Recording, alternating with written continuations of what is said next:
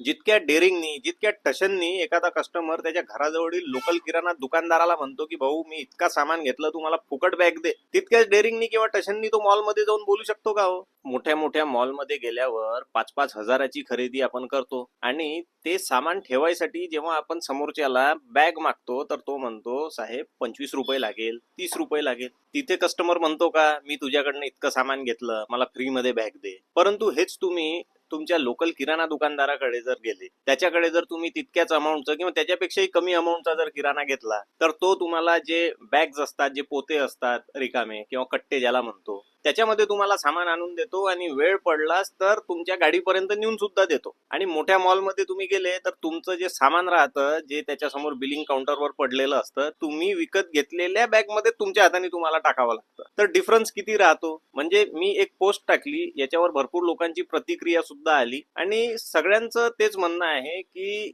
मॉलमध्ये गेलं की कस्टमर मांजर बनतो, परंतु घराजवळील लोकल किराणा दुकानदाराकडे तो शेर बनतो. कोणी कोणाला जबरदस्ती नाही करू शकत की कुठून शॉपिंग करायची आहे, नाही करायची आहे. तो प्रत्येकाचा आपापला कॉल राहतो. जो लोकल किराणा दुकानदार आहे तो संबंध जपतो, रिलेशन जपतो, अडी अडचणीत लोकांच्या कामी येतो. परंतु कुठे जर धावच दाखवायची असली तर सर्वात पहिले आपण लोकल किराणा दुकानदाराकडे दाखवतो. जितक्या डेअरिंगनी, जितक्या टशननी एखादा कस्टमर त्याच्या घराजवळील लोकल किराणा दुकानदाराला म्हणतो की भाऊ मी इतका सामान घेतलं, तू मला फुकट बॅग दे, तितक्याच डेअरिंगनी किंवा टशननी तो मॉलमध्ये जाऊन बोलू शकतो का हो? तिथे चुपचाप मान खाली घालून समोरचा जो कॅश काउंटरवाला असतो तो म्हणतो सर पिशवी तुम्हाला पाहिजे असणार तर 25-30 रुपये द्यावं लागेल. एका पिशवीत जर सामान मावत नसणार तर सर दुसरी पिशवी घ्यावं लागणार, त्याच्यासाठी पुन्हा 25 रुपये द्यावं लागेल. तर कस्टमर्सनी सुद्धा ही गोष्ट समजून घ्यायला पाहिजे की जो लोकल किराणा दुकानदार त्यांच्या घराजवळचा असतो तो त्याच्या मेहनतीने 1-1 रुपया जमा करून त्याचं घर चालवतो. परंतु मॉल्समध्ये तशी सिस्टीम नाही राहत. तिथे मोठमोठ्या कंपन्या असतात तर त्यांना तुम्ही पैसे देता,